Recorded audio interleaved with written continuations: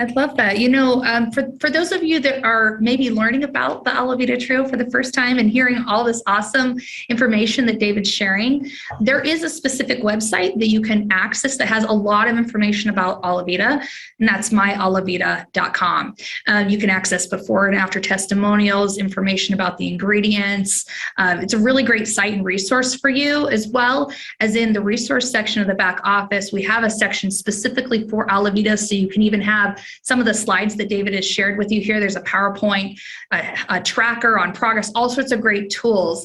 But most importantly, I wanted to bring up, you've seen here David sharing some of the results of the studies that have been done. And so you can access all of those in our science section of the website, amongst all the other studies that David has provided for you to understand exactly what's happening, so we can back up everything that we're saying here. So thanks for sharing those, David. I know everyone loves to hear about the science. You're welcome. I have a bit of a surprise. If you want to say it. I do. Okay. Oh my gosh, I think I know what it is. You don't. I don't? Okay, it's a super surprise. No, you and I are become so busy these days. We don't have a chance to talk as much as we used to, which is great. We're growing, as you know. I thought I would take a minute and share this. Here we go. So there's two things with this that are really, really cool.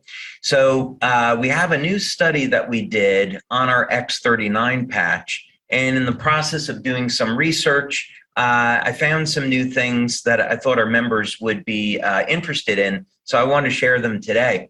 But it goes to show, and this demonstrates the interaction between light and the human body. So our members, know that I believe in creation, that we were created, and that in the beginning God said, "Let there be light." So there's this very interesting history of the interaction of light with the human body.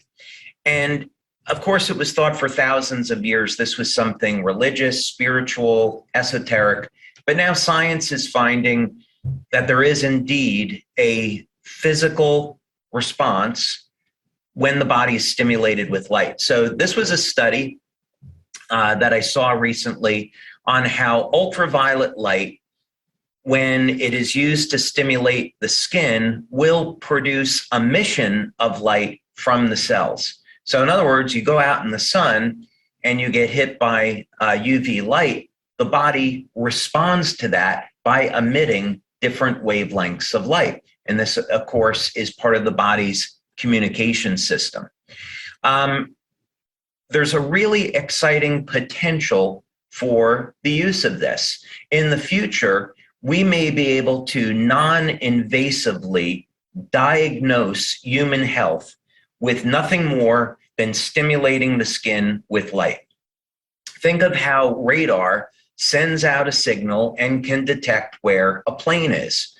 Well, we could send out a pulse of light, hit the skin, and then by reading what wavelengths of light comes off, we could say, well, you're low in vitamin A, or you've got the COVID virus or whatever it is. So let's give you these wavelengths of light to treat that condition.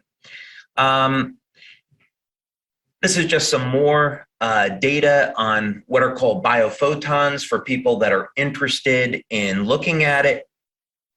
That's the name of the field. So biophotons is a name that describes the light that is found inside the body.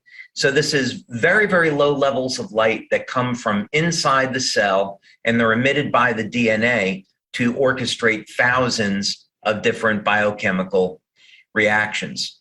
I'm going through this quickly in the interest of time. Here's another study that came up. I love this. I just wanted to show this one because it's so weird. In 1923, this Russian scientist discovered that low levels of light, ultraviolet light, were emitted from onions.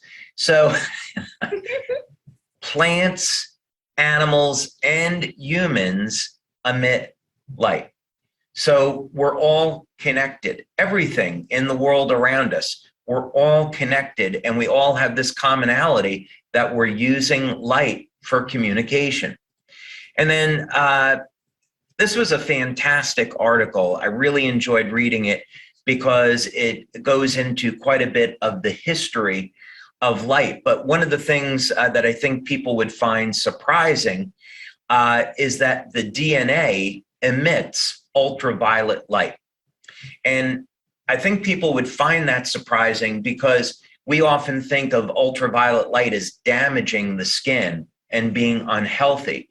But in fact, we couldn't survive without UV light, and our bodies are even producing it. So the other surprise that I wanted to show you was that this was a report that we just received in, and we used a spectrometer and Fourier transform infrared to do this study. We have some of this equipment in our own lab, but this specific study, we decided to farm out to an independent lab. And without going through all the details, this shows independently that when you place the patch on the skin, the patch shows considerable transmission and reflection of visible and near infrared light. So there's an independent piece of equipment you put the patch into, and it shows the patch stimulates the body with light.